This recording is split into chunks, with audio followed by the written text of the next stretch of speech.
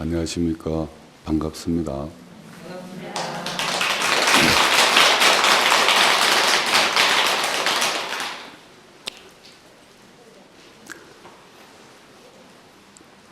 오늘이 지장제일이고 3일 전에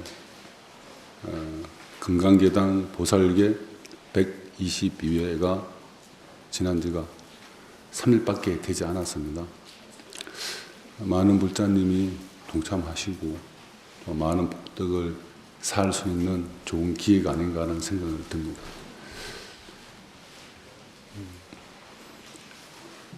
수계식 날도 정계사 스님께서 말씀하셨지만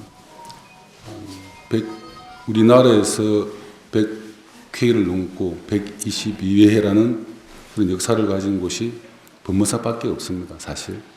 그리고 법무사에 계신 스님들이 6.25 이후에 당신들이 다시 만들어서 해인사, 통도사, 상계사 등등 몇 개 사찰에서 보살계를 하고 있습니다. 법무사는 보살계가 그렇게 화려하지는 않습니다. 전통을 생각하고 전통을 이어가기 위해서 하다 보니까 보여주기 위한 부분도 필요하겠지만 그렇게 화려하지 않고 전통적으로 소박하게 합니다.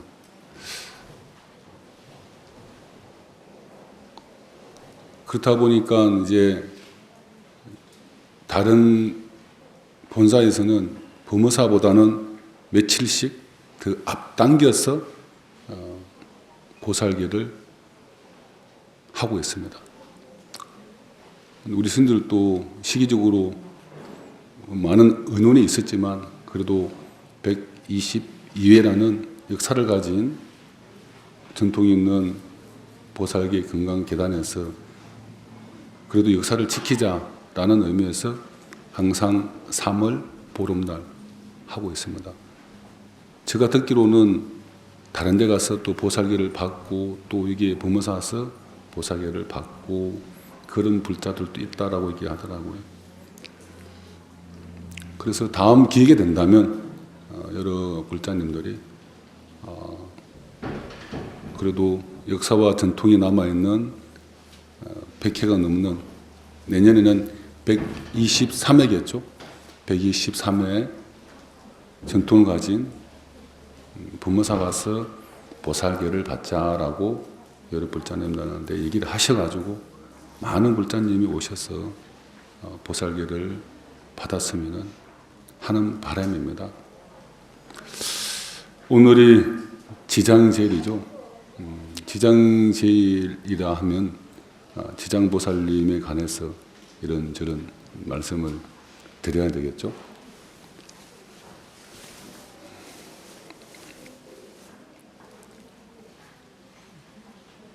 저는 이렇게 생각합니다.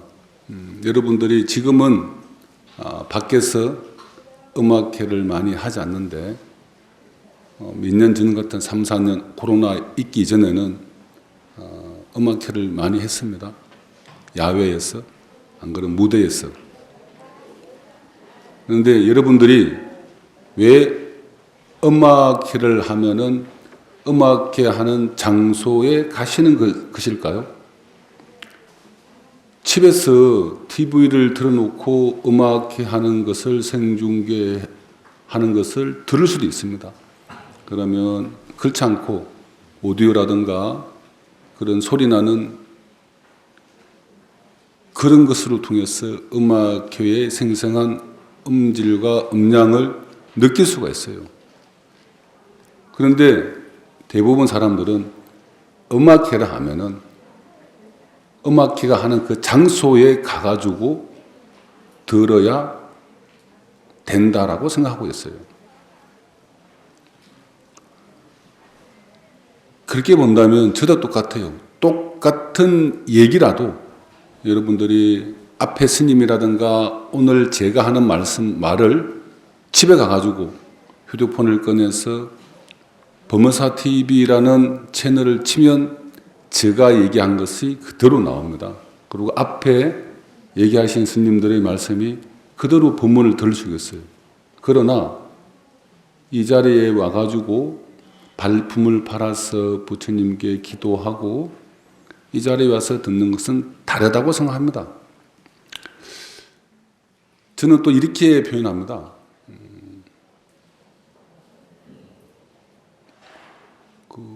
콜라, 우리가 코카콜라 있죠? 코카콜라? 콜라? 개인적으로 저는 코카콜라보다는 펩시를 좋아합니다. 코카콜라를 다 드셔보셨죠? 대부분 다? 그러면 콜라의 맛을 내가 얘기를 하면은 콜라의 맛과 향, 느낌이 확 눈에 들어오죠? 그렇죠? 부처님 불법이라는 것은 제가 코카콜라를 먹어봤어요. 그런데 여러분 또한 콜라를 드셔보셨다 이거지. 그런데 콜라 맛이 어때요라고 눈으로 한번 딱 보는 순간, 귀로 한번 딱 듣는 순간 콜라가 어떤 것인지 알 수가 있다 이거죠. 눈을 찡긋해도 콜라 마시고 톡 손을 막 하더라도 콜라 마시고 그걸 왜 먹어? 맛이 없는 거 하더라도 콜라 마시라. 그렇죠? 제가 성으로서 부처님 불법을 30년 넘게 40년 가까이를 부처님 법을 배워왔습니다. 배우고 느끼고 체험하고 아파하고 괴로워하고 코피도 터지고 피똥도 사고 많은 것을 느꼈어요. 똑같은 콜라를 똑같은 부처님 불법을 만나서 20년, 30년, 40년, 50년을 살아온 스님이 있다면 부처님 불법을 얘기하는 것은 콜라 맛이라고 생각해요. 제가 얘기하는 게 저 얘기보다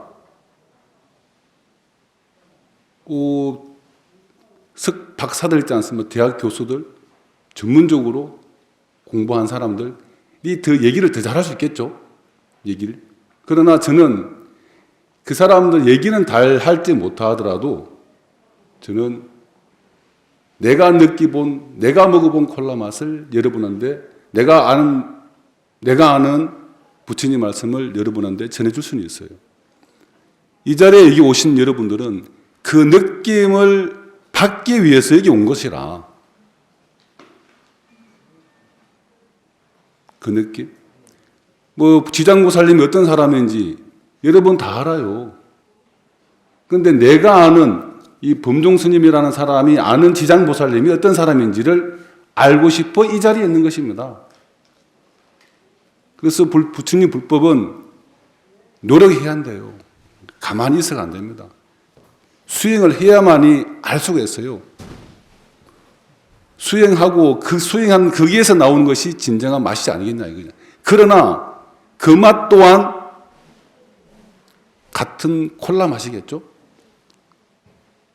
여러분이 아는 콜라 맛, 여러분이 아는 불법, 이 스님이 아는 불법을 여러분이 듣고 싶은 거예요. 그러나 어떤 얘기를 하든가 다 그 맛이겠죠. 이제 그 맛을 이제 내가 알고 내가 먹어본 맛을 이제 여러분한테 말씀드리려고 하는 것입니다. 그래서 오늘 이제 지장제일이라 가지고 법회가 있다 해서 이제 삭발하고 기다리고 있는데 우리 기도 스님이 상노전 스님입니다. 장선 스님이 있어요. 스님 연불 소리가 딱 들리더라고요. 저는 많은 이제 연불하는 스님들을 많이 봐왔습니다. 가까이에서. 그런데 스님의 연불 소리 들으면 나도 모르게 숙연해지고 고요해지고 깨끗해지는 느낌이 들어요. 그래서 이런 모습이 왜 느껴질까라고 생각해 봤습니다. 근데 연불을 잘하는 스님들은 많이 있습니다. 사실은. 예를 들어서 노래 잘하는 가수를 연불 회신곡 시키면은 좋겠죠. 그러나 그런 사람들은 그냥 좋아요. 그냥 좋을 뿐이지 가슴에 와 닿지는 않습니다. 그런데 저는 이제 가까이서 이제 상노존 스님을 가까이서 보지 않습니까? 항상 공양할 때라든가 도량을 이렇게 거닐을 때라든가 어떤 때는 방에 가서도 한 번씩 뵙고 이렇게 하는데, 이 스님이 참 담백하다. 담백하다. 굉장히 수행자답다는 느낌이 들어요. 그리고 하시는 모습이라든가 말씀이라든가 행동에서 나오는 것이 연불 소리가 아닌가 생각이 듭니다. 여러분 또한 지금까지 있으면서 상노존 스님들을, 여러 스님들을 봐왔을 겁니다. 그런데 또한 내가 그런 모습 속에서 나오는 모습이 연불 소리가 가슴에 와닿더라 이거죠. 그래서 저는 이렇게 생각했어요. 이 지장제일 날, 일이 좋은 날, 이 보살들은 집에서 뭘 하지? 집에 빨리 범어사 와가지고 이 상도전 스님 연불 소리 좀 듣고 그 번뇌에 찌들리고 때 묻은 것을 좀 잠시나마 털어버려야지 뭘 할까? 또 이런 생각도 해봤어요. 스님이 열심히 기도하고 있는데 각자 보살님이 절을 열심히 하더라. 저 보살님은 무슨 마음으로 절을 할까? 좋은데 내가 죽어서 좋은 곳에 태어나려고 절을 하나? 안 그러면은 우리 아들, 딸, 손자 잘 되게 하기 위해서 절을 하나? 그런데 내가 아는 부처님 법에서는, 제가 이 스님이 아는 부처님 법에서는 절한다고 해서 잘 되지는 않는데 각자가 욕심의 참모습으로 절을 하는 것 같아요. 지장보살님이 짚고 다니는 지팡이가 육환장이라 하죠. 육환장, 지팡이.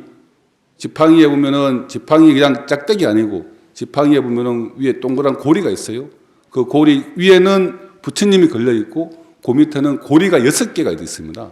그것은 지옥, 악의, 축생, 아수라, 천상, 인간, 육도 윤회를 의미하는 거죠. 불교 부처님 법에서는 극락이 궁극적인 목표가 아닙니다. 극락 가려면 어떻게 해야 되겠죠? 착한 일 많이 하면 되겠죠? 좋은 일 많이 하면 극락 가요. 그런데 여러분한테 묻고 싶어요. 여러분 극락 가서 뭐 할까? 내가 열심히 공덕을 쌓아서 극락을 갔다는 거야. 갔는데 옛날에 여러분들이 시어머님한테 힘들었죠? 그 시어머님 옆에 있는 거야, 옆에. 복신 시어머님이. 그 시어머님도 좋은 일 많이 했어요. 그래, 극락 가가지고 딱 상석에 앉아있는 거라. 나도 열심히 기도해가지고 극락 갔어요. 시어머님 딱 보는 순간 그 극락이 극락일까?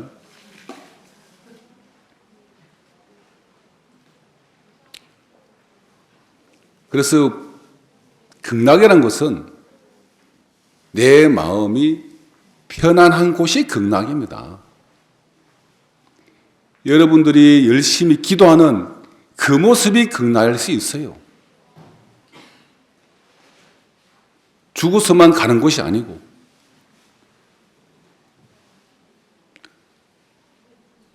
저는 삶과 죽음이 별로 차이가 없다고 생각합니다. 삶이란 숨을 한번 깊이 들이쉬고 콧구멍을 콱 막고 입 닫아버리면 죽음이겠죠? 사실 삶과 죽음이 멀리 있는 것이 아니에요. 매 순간 있습니다. 매 순간. 태어나는 사람이 탄생의 기쁨도 있지만 탄생의 기쁨과 동시에 죽음이란 슬픔도 정해져 있어요. 이 세상에 영원한 것은 없다. 태어났으면 당연히 죽는 거다 이거죠. 그래서 어떤 사람은 50, 60, 많이 사는 사람은 100세 이상까지 살죠. 그러나 태어나고 죽음이 정해져 있다면 우리가 딱 태어나는 순간 계속 죽음을 향해서 가까이 가고 있지 않습니까? 내가 오늘 10시 한 50분에 돌았는데 지금 11시 14분이에요. 그러면 벌써 20분은 벌써 죽음을 향해 가까이 가고 있는 거야. 그렇죠? 그럼 어떻게 해야 되겠습니까? 남하고 싸움하고 뭐 헐뜯고 험담하겠어요? 최선을 다해 살아야죠. 저는 수행을 그렇게 했습니다. 매 순간 죽어가고 있다. 이 순간 또 내가 말하는 순간도 죽는다. 고로 내가 열심히 살아야 되겠다라는 생각을 가져요. 며칠 전에 잠깐 얘기했는데 우리 휴대폰 좀 아이폰 있죠, 아이폰. 미국에서 만든 폰. 스티븐 잡스가 만들지 않습니까? 그 사람이 돈도 많고 죽었어요. 그 사람이 17살 때부터 나는 내 생이 오늘밖에 없다라는 생각으로 살았답니다. 최선을 다해 산 거죠. 지금 매 순간 나에게 주어진 일들을 최선을 다했다는 겁니다. 그런데 옆에 와가지고 저 사람보다는 내가 좀 더 맛있는 거 많이 먹어야 되고 저 사람보다는 내가 또 편해야 되고 쟤보다는 내가 더 잘나야지. 내가 죽는다면은 오늘 죽는다면 그런 마음 열겠어요? 불자라면은 그런 마음을 가져야 되지 않겠는가? 왜? 내가 오늘 불기 1566년 음력으로 3월 18일 날 범어사에서 기도를 하고 집에 가가지고 잔다는 거야. 내일 눈 뜬다고 누가 보장하겠어요? 오늘 제가 집에 가서 발 닦고 샤워하고 옷 갈아입고 딱 잤는데 내일 아침에 눈을 뜰 수 있다라고 누가 얘기하겠어요?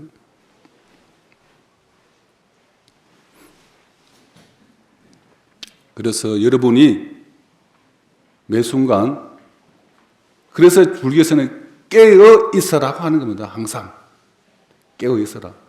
저도 차가 있어요. 좀 튼튼한 차입니다. 내가 운전을 잘하고 가고 있는데 중학생 친구가 내가 박아버리면 어떡해요? 항상 깨어 있어야 되겠죠? 운전할 때. 수행은 그렇게 하는 거예요. 기도는 그렇게 하는 거라. 제가 원래 과속을 합니다. 과속. 차가 나에게 차가 주면 끝까지 밟는 거 있어요. 악셀을 그냥 끝까지 고속으로 달려요. 매 순간 저도 죽을 수 있다는 생각을 가집니다. 여러분 또한 인생이, 내 삶이 고속으로 막 달리고 있는 거야. 막 간다 이거죠. 스톱 없어요. 브레이크 잡으면 차가 디비져요. 사고 난다 이거지. 그런데 남들한테 네가 잘났니 내가 잘났니 이것이 좋으니 저것이 좋으니 그런 시간이 있겠습니까?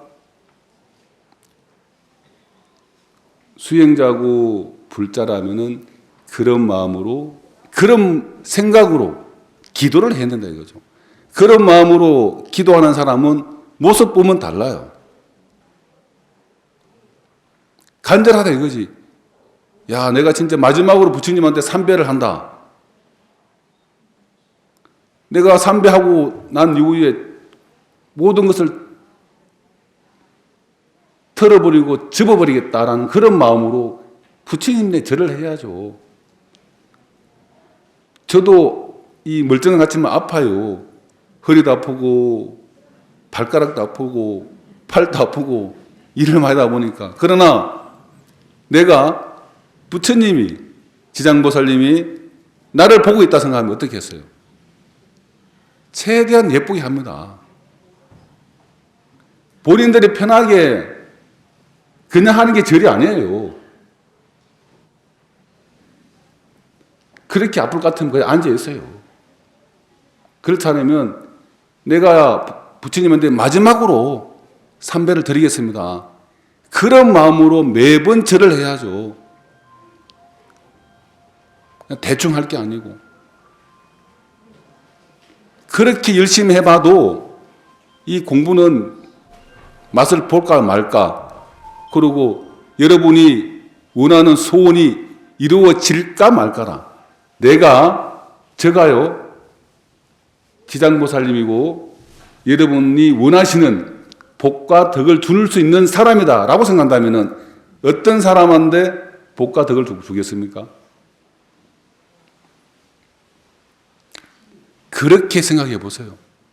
기도도 할 때 그냥 많은 시간을 가지고 길게 하면 좋겠죠.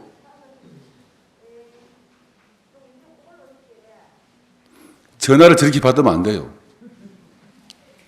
그 수행이라는 것은 그렇습니다. 내가 선지식은 되지 못하더라도 마구니는 되면 안 된다 이거죠. 마구니 뭔지 알죠? 내가 열심히 공부하고 있는데 옆에서 전화벨 소리 띠리띠리 들려. 이제 선방에 있을 때입니다. 앉아가지고 조금 있으면 여름이 더운 날 아닙니까?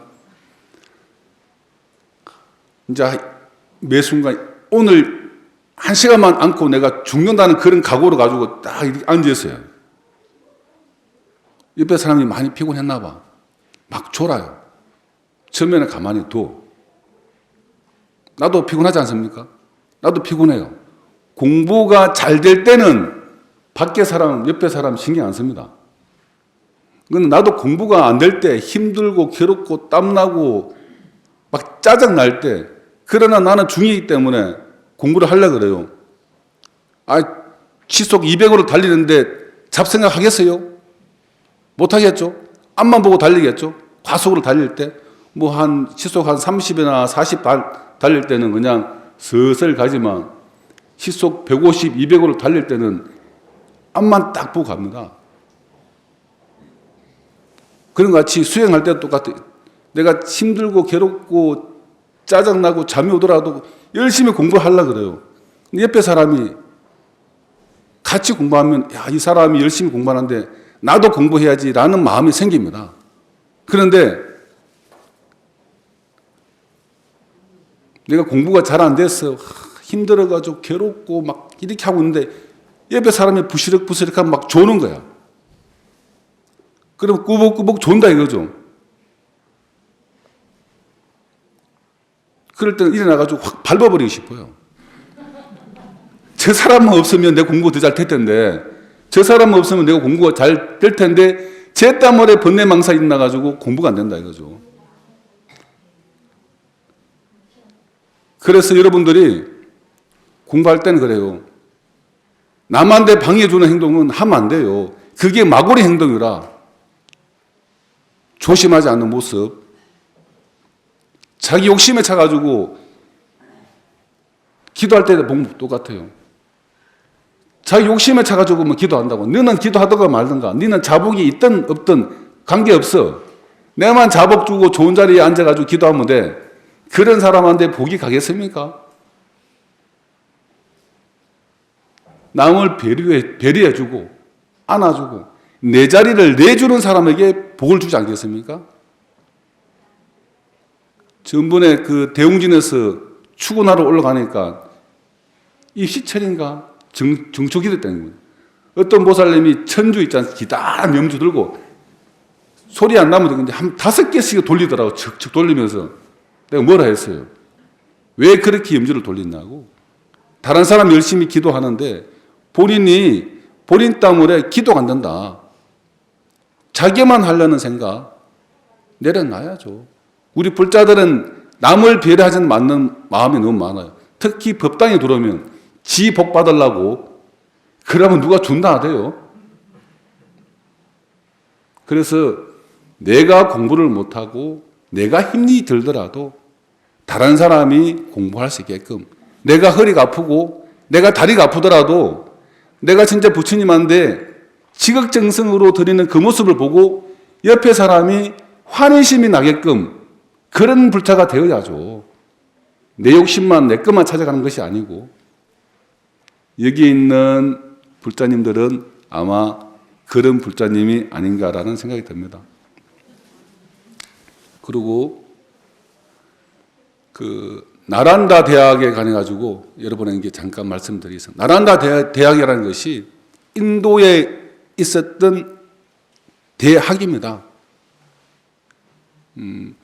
5세기, 그러니까 500년부터, 5세기라는 것은 500년이죠. 지금 2020년이지만 500년부터 1200년까지 한 700년 정도가 있었던 대학입니다. 그 대학이 어떤 대학이냐 하니까 혹시 인도 성지순례 다 보셨죠? 기회가 되시면 그 불자는 인도는 꼭 가보셔야 됩니다. 왜? 부처님이 탄생하신 곳이니까. 그때 당시에 인도에 나란다 대학이 있었는데 그 대학에는 학생 수만 1만 명이 있었답니다. 1만 명. 그리고 스님들, 이제 교수겠죠. 선생님들은 1000명에서 1500명 가량 있었답니다. 그러니까 이것이 꼭 정확한 것은 아니에요. 그때 문헌 같은 걸 봤을 때 어떤 책에서는 15,000명 정도가 있었다라는 얘기도 있습니다. 그만큼 굉장히 큰 곳이에요. 그 학교가 크기가 얼마나냐니까 길이가 얼마냐니까 11km, 세로가 5km. 11km 같으면 여기 서면은 온천장 좀 되겠나? 11km 온천장 이게 장전동 정도? 인도는 평지죠, 평지 그냥 평지예요.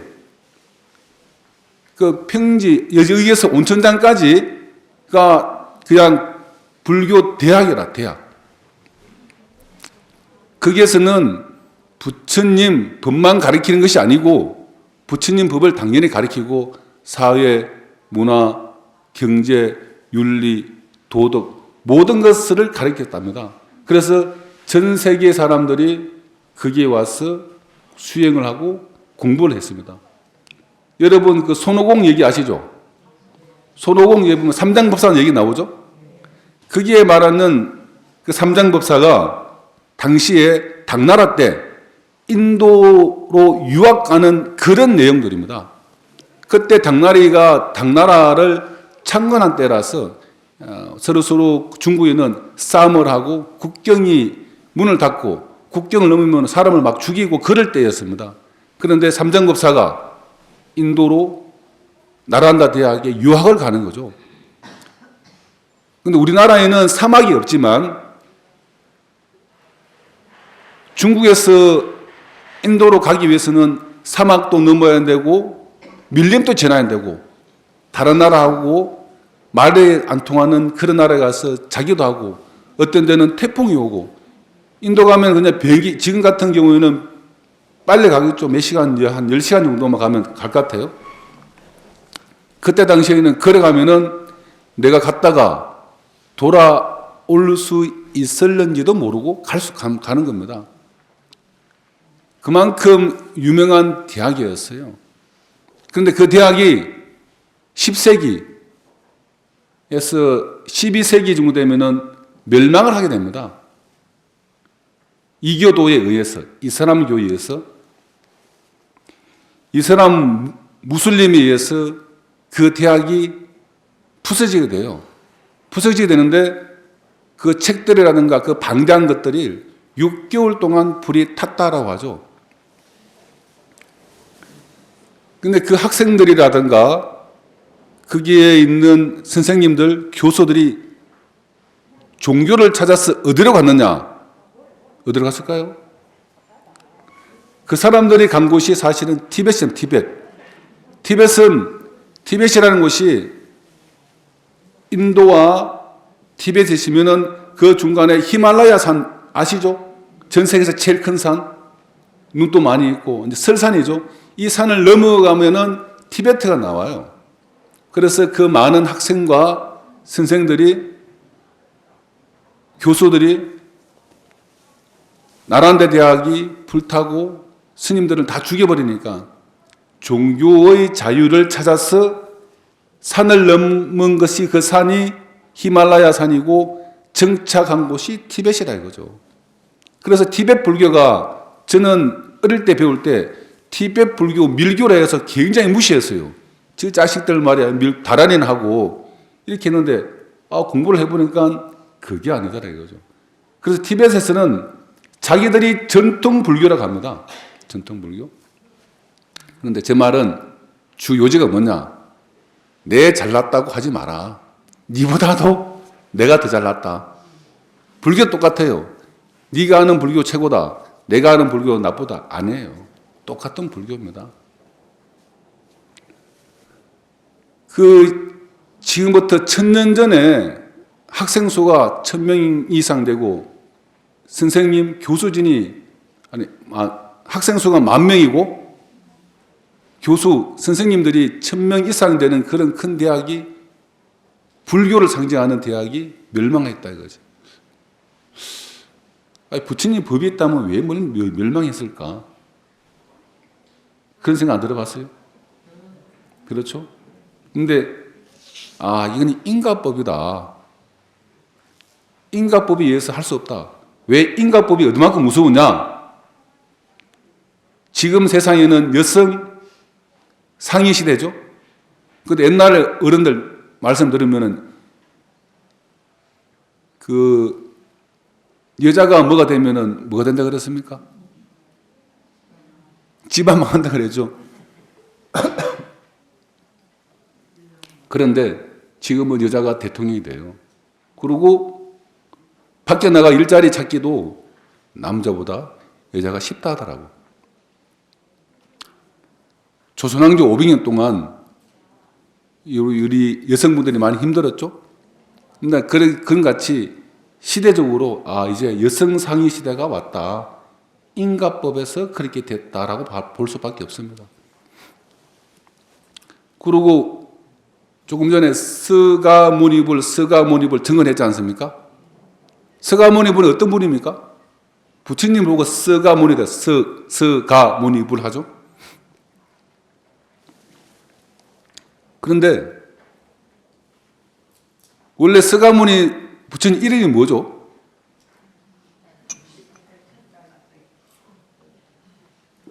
그렇죠. 시타르타. 시타르타 하면 우리가 증언할 때 시타르타 해야 되지 않겠습니까? 그런데 왜 서가모니불 할까? 예? 이제 석가족이죠. 석가족. 석가족, 모니는 성인이라는 말씀입니다. 성인. 그 석가족의 성인 이름이 서가모니불이라. 원래 우리가 아는 그 사람은 시타르타예요. 시타르타. 그렇죠? 근데 그 사람이 석가족이고 석가족의 성인이 시타르타니까 서가모니불이라 합니다. 그런데 이해했습니까?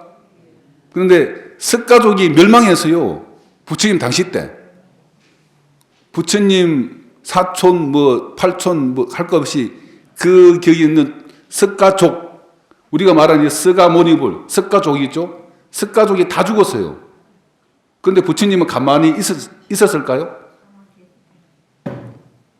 부처님이 3번을 막았습니다. 3번을 막다가 안 되겠다. 이제는 내가 포기하마. 그렇게 해가지고 유리태자가 석가족을 다 죽여버렸어요.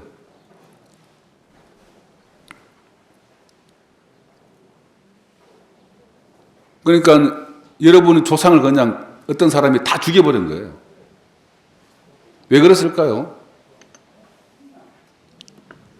서가모니 부처님 당시에 석가족이 나름대로 나라는 조금만 하지만 지 잘났다고 마음 좀 뻐기고 좀 깔롱지기고 폼 잡고 많이 다녔나 봐요. 그런데 바사이 왕이라는 사람이 있습니다. 바사이 왕.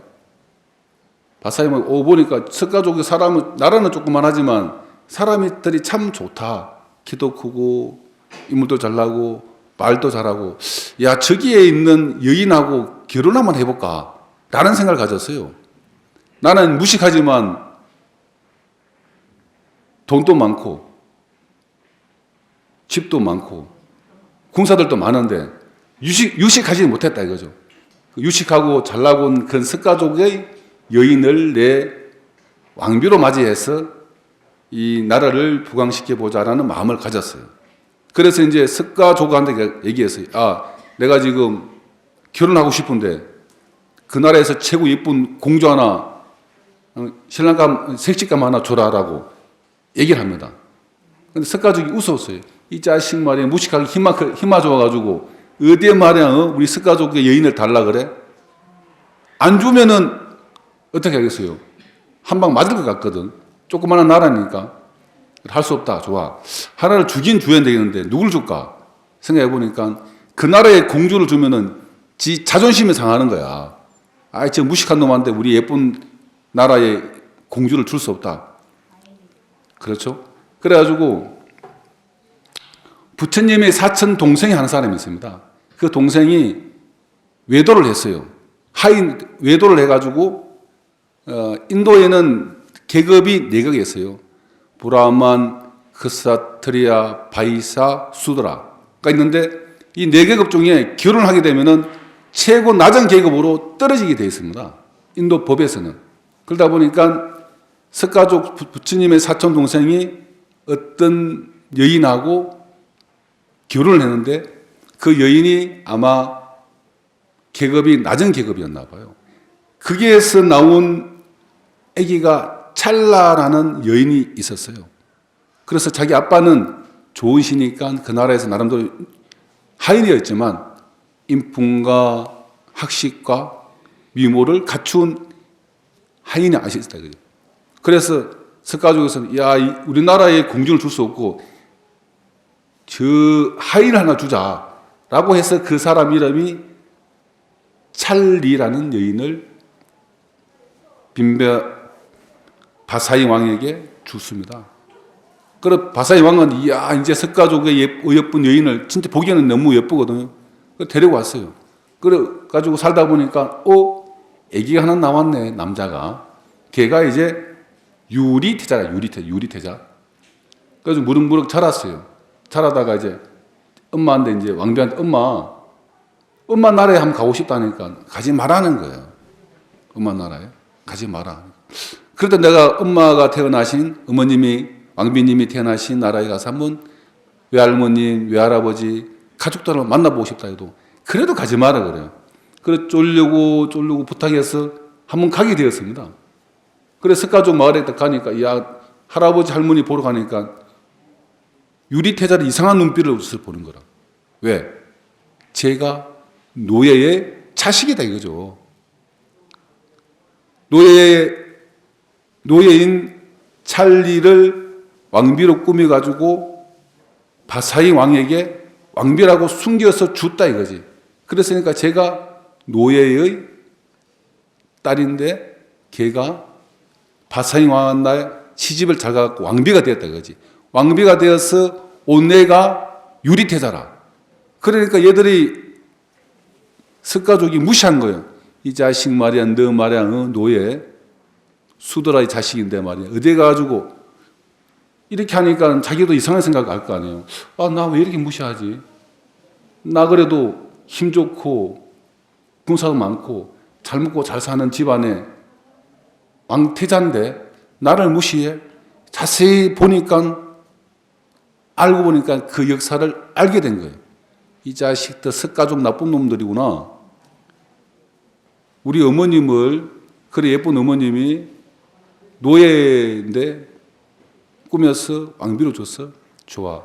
내가 조금 컸어는 내가 왕권을 잡으면은 석가족 이 자식들 다 죽여버릴 거야. 라는 마음을 안고 갔어요. 그 사람이 무럭무럭 커서 이제 왕이 되었습니다. 그래 여러분 어떻게 하겠어요? 석가족 다 죽여버려야지. 그래서 이제 몇 날 며칠 몇십 년을 칼을 갈아갖고 이제 야 좋아 석가족 다 죽었어. 군사를 이끌고 갑니다. 나오니까 이제 길목에 정중앙 길목에 부처님이 딱 서 있어요. 야 가지 마라. 부탁할게. 그거 보면은 내 처자식들 출가했구나. 아버님, 어머님, 사촌, 뭐 팔촌 다 있는데 제발 부탁한다. 하니까 부처님 말씀 듣고 알았습니다. 제가 포기하겠습니다. 다시 돌아갔어요. 그래갖고 이제 몇 날 며칠 몇 년을 있으니까 또 옆에 사람이 막 부활을 지르겠죠. 또 안 되겠다. 저놈을 죽여버려야 되겠다. 또 석가족을 죽이러 또 갔어요. 그러니까 또 다시 부처님이 막았습니다. 그 성난 코끼리, 그런 많은 군사들을 이끌고 오는 유리태자의 앞길을 막았어요. 또한 유리태자가 부처님을 보고 또 참았어요. 그래가지고 집에 가가지고 포기하고 있는데 옆에 있는 충성스러운 부하들이 안 됩니다. 저 석 가지고 죽여버려야 됩니다. 또 그렇게 했겠죠. 그래서 또 화가 났어요. 좋아. 이번엔 무분만큼은 석 가족을 다 죽여버리겠다고. 그래서 다시 코끼리를 앞세워서 많은 군사들을 이끌고 갔습니다. 그때 또한 부처님이 앞길을 막습니다. 그런데 이제는 유리태자가 부처님, 석가모니 부처님의 말씀을 듣잖아요. 부처님 적기 뿌리고 가갖고 석가족이 멸망했습니다. 제가 오늘 이렇게 말씀드리는 것은 인과응보는 불명할 것이다. 콩 심은 데 콩 나고 팥 심은 데 팥 나는 것이 콩 심어 놔놓고 부처님 전에 가서 팥 나라고 기도한다 해가지고 팥 나겠습니까?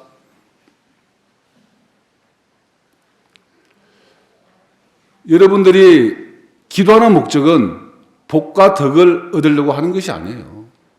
복과 덕을. 복덕 그거 별거 아닙니다.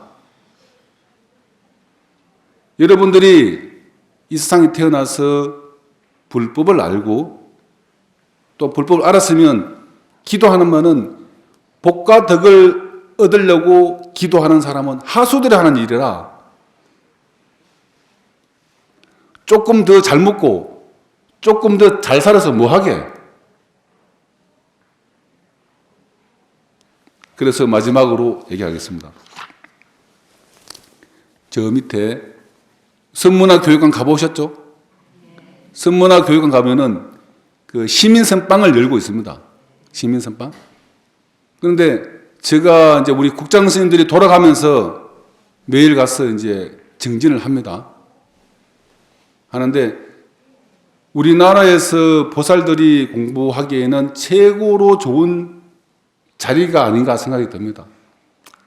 접근하기에도 부산 시내에 있고 장소도 범어사에 있고 환경 역시도 보면은 최고로 좋아요. 그런 곳에 우리 불자님들이 왜 공부를 안 할까? 여러분들이 복을 얻으려면은 복을 심어놔야 되겠죠? 깨달음을 얻으려면은 깨달음의 씨앗을 심어야 될 거 아니에요. 그냥 여러분 죽을 때까지 복만 닦다가 갈란가? 이 부처님이라는 사람이 어떤 사람이고, 불교라는 것이 뭐지? 한번 좀 꼼지락거리면서 고민 좀 해봐야죠. 내가 어디서 왔고, 어디로 갈 것인지, 내가 생각하는 행복, 즐거움이 뭔지, 내가 생각하는 행복과 즐거움, 기쁨, 이 설정을 잘못하고 살아온 것이 아닌가. 설정.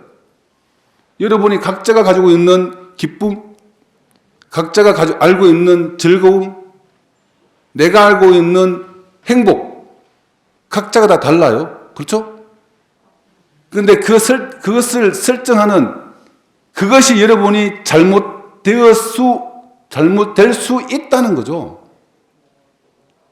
부처님 법이라는 것은 그 설정을 정확하게 해주는 것입니다.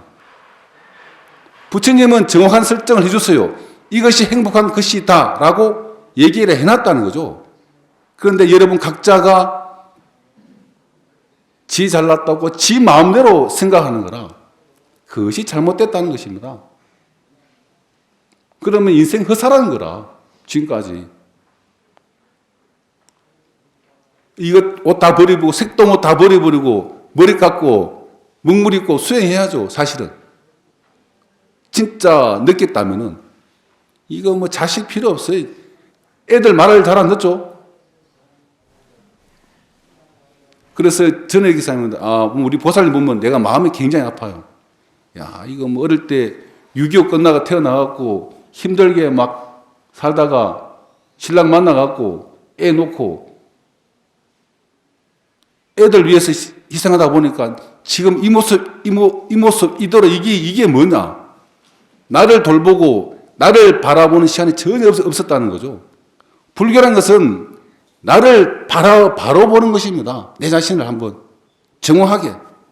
그래서 내가 가지고 있는 내가 하는 기쁨과 즐거움, 내가 바라는 복덕이 설정을 잘못하고 있다는 거죠.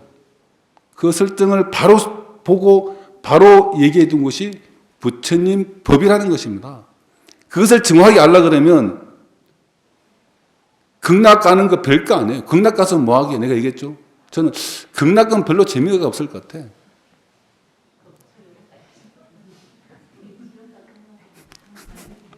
재밌을까요? 이 세상에 좋은 것만 어떻게 존재할 수 있겠습니까? 존재할 수 없어요.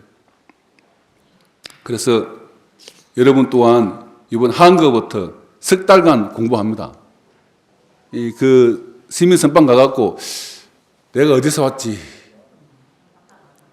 내가 어디로 갈 것인지 한번 고민하는 기회를 가지고 다들 그냥 복과 덕만 추구하는 불자가 아니고 한번 내 자신을 한번 되돌아 볼 수 있는 좋은 계기로 삼는 그런 불기 2566년 한 해가 되었으면 하는 바람입니다. 네, 감사합니다.